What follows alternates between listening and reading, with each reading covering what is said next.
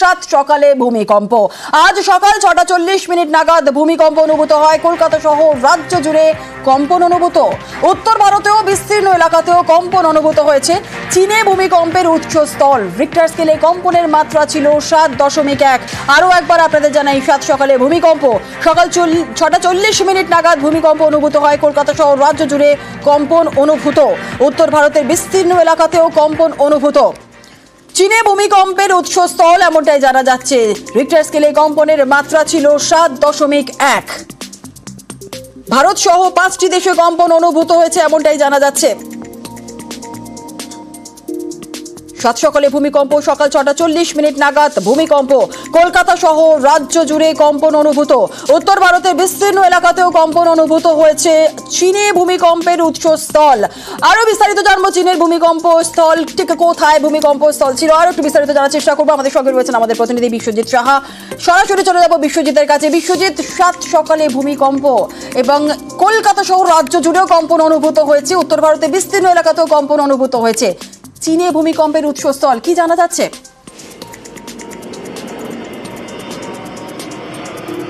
দেখো, চীনের যে ওয়েস্টার্ন সিজাং, সেই ওয়েস্টার্ন সিজাংয়ে যেন ভূমিকম্প হয়েই চলেছে বারবার। অর্থাৎ আজ সকালেই 5 বার ভূমিকম্প হয়েছে।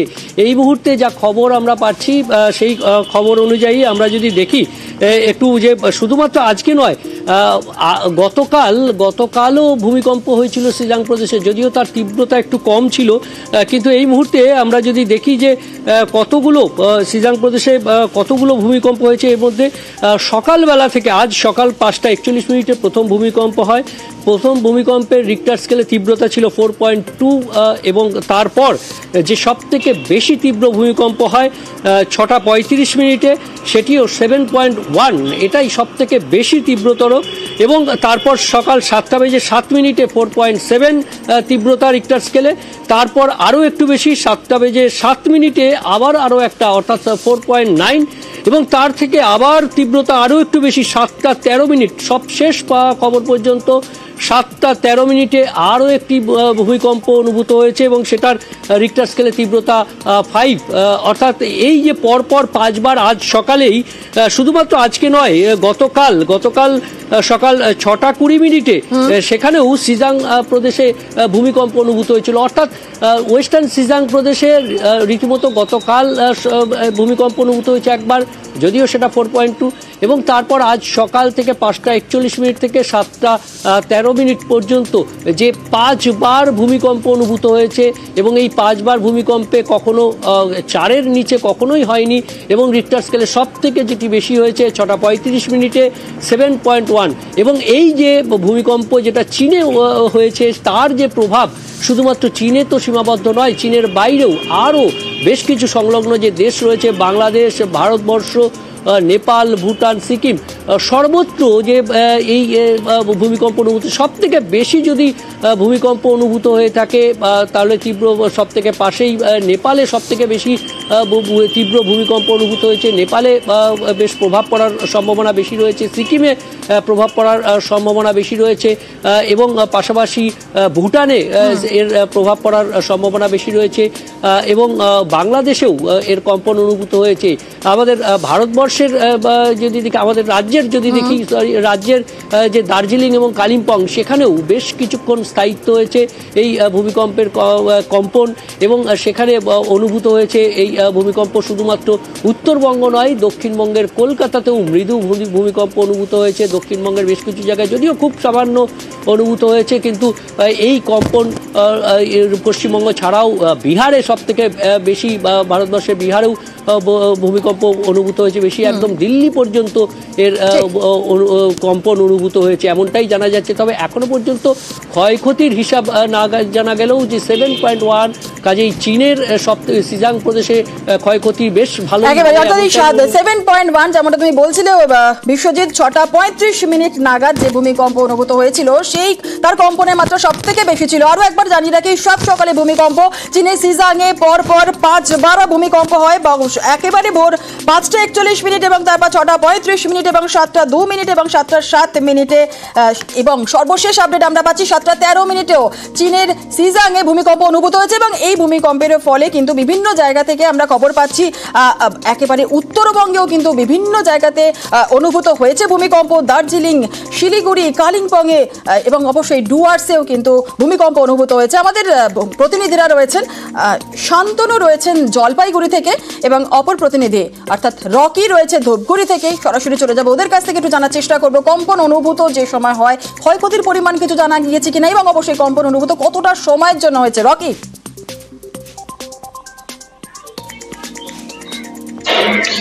জুনিয়র, তোমাকে বলে রাখতে চাইবো নেপাল সংলগ্ন যে চীন বর্ডার রয়েছে এবং চীনের তিবেতে কিন্তু সেখানেই কিন্তু এই এপিক সেন্টার ভূকম্পের এবং সকাল সকাল ঠান্ডা এই শীতের দিনে গোটা ডুয়ার্স কিন্তু কেঁপে ওঠে ভূকম্পে এবং সকাল থেকে এখন পর্যন্ত যা জানা গিয়েছে প্রায় 5 বার কিন্তু সেই এপিক সেন্টারে ভূকম্পন হয়েছে।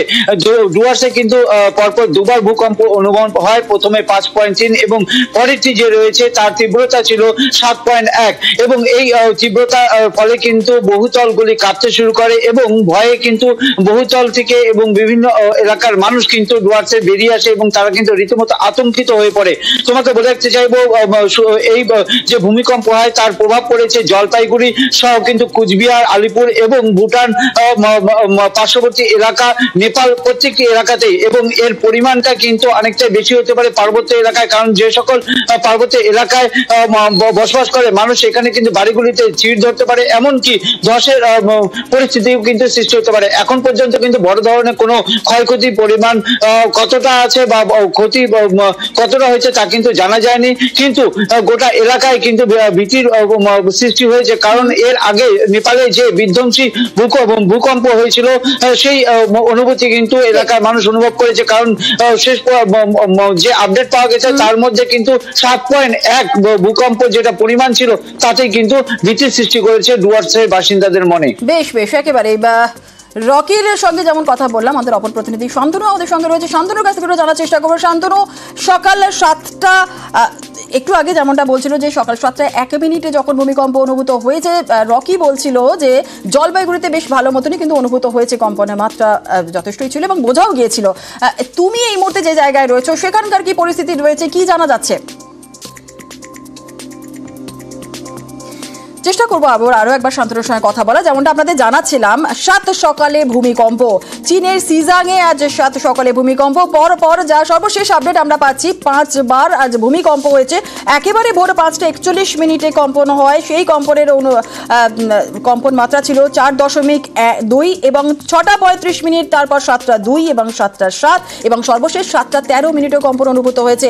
উত্তরবঙ্গ বিভিন্ন জায়গায় কিন্তু কম্পন অনুভূত হয়েছে, দার্জিলিং, কালিম্পং, ডুয়ার্সে এবং জলপাইগুড়িতে কম্পন অনুভূত হয়েছে। আমাদের সঙ্গে আমাদের প্রতিনিধি শান্তনু রয়েছে, শান্তনুর কাছ থেকে একটু জানার চেষ্টা করবো। উত্তরবঙ্গে জলপাইগুড়ির একটু আগে আমরা খবর জানতে পারলাম কম্পন অনুভূত হয়েছে। তুমি এই মুহূর্তে যে জায়গায় রয়েছে সেখানকার কি ছবি, কম্পন অনুভূত কতটা হয়েছে, এলাকার বাসিন্দারা কি বলছেন?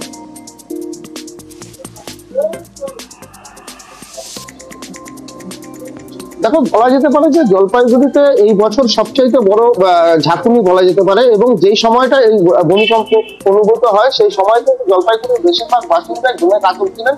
কিছু মানুষ প্রাতঃ ভ্রমণে বেরিয়েছিলেন এবং সকলের মধ্যেই কিন্তু আতঙ্ক ছড়িয়ে পড়ে এবং আতঙ্ক এতটাই ছড়িয়েছিল যে অনেককেই দেখা গেছে যে রাস্তার ধারে দাঁড়িয়ে পড়তে, কারণ সেই সময় রাস্তার যে সমস্ত তারগুলো ছিল, বিশেষ করে বিদ্যুৎবাহী তারগুলো ছিল, সেগুলোতে একটা ঝাঁকুনি লক্ষ্য করা যায় এবং মানুষের মধ্যে কিন্তু আতঙ্ক ছড়িয়ে পড়ে। বিশেষ করে মানুষজন অনেকটাই ছোটাছুটি করতে দেখা যায়, কারণ গতকালকে একটি সামান্য ভূমিকম্প অনুভূত হয়েছিল এবং আজকে বলা যেতে পারে 2 বার, পরবর্তীতে আফটার শকও একটা হয়, যে তার মধ্যে দিয়ে একটা রীতিমতন আতঙ্ক ছড়িয়ে পড়ে। 2011 সালে একটা বড় ভূমিকম্প হয়েছিল জলপাইগুড়িতে, সেই সময় প্রচুর ক্ষয়ক্ষতির ঘটনা ঘটেছিল, কিন্তু আজকের এই ঘটনায় কিন্তু তেমন কোনো ক্ষয়ক্ষতির ঘটনা সামনে আসেনি, কিন্তু মানুষের মধ্যে যে উদ্বেগ, যে আতঙ্ক লক্ষ্য করা গেছে 7 সকালে, এই শীতের সকালে কিন্তু মানুষ একেবারে রীতিমতন আতঙ্কিত রাস্তায় নেমে পড়েন। অনেকেই কিন্তু বাড়িতে সেই সময় ঘুমিয়েছিলেন এবং তারাও কিন্তু রাস্তায় বেরিয়ে পড়েন, কারণ একটা বড় আশঙ্কা ছিল কারণ এর আগে যতবার ভূমিকম্প হয়েছে, যেহেতু ভূমিকম্প প্রবণ এলাকা বলে জলপাইগুড়ি চিহ্নিত, সেই কারণে কিন্তু মানুষ ঝুঁকি নেননি। যখনই কেঁপে উঠেছে এবং যেভাবেই খবর পেয়েছেন বা যেভাবে অনুভব করেছেন, সেইভাবেই কিন্তু সেই অবস্থায় কিন্তু তারা বাইরে এসেছেন নিরাপত্তার কারণে। যদিও এখনো পর্যন্ত সেই রকম বড় রকমের কোন রকম ক্ষয়ক্ষতির ঘটনা ঘটেনি। আমরা বিভিন্ন জায়গায় কথা বলে জানার চেষ্টা করছিলাম, বিশেষ করে বন্যপ্রাণী একেবারেই পরবর্তীকালে ক্ষয়ক্ষতির পরিমাণ যদি জানা যায় অবশ্যই আমরা জানবো। আপাতত ধন্যবাদ সাধুর।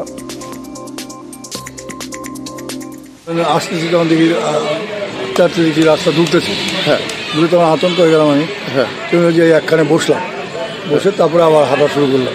বলগুলো ঢুকছে, গাছগুলো ঢুকছে, আতঙ্ক মানুষ ছোটাছুটি করছে, এরকম আতঙ্ক তো মানুষের মধ্যে সৃষ্টি হয়েছিল।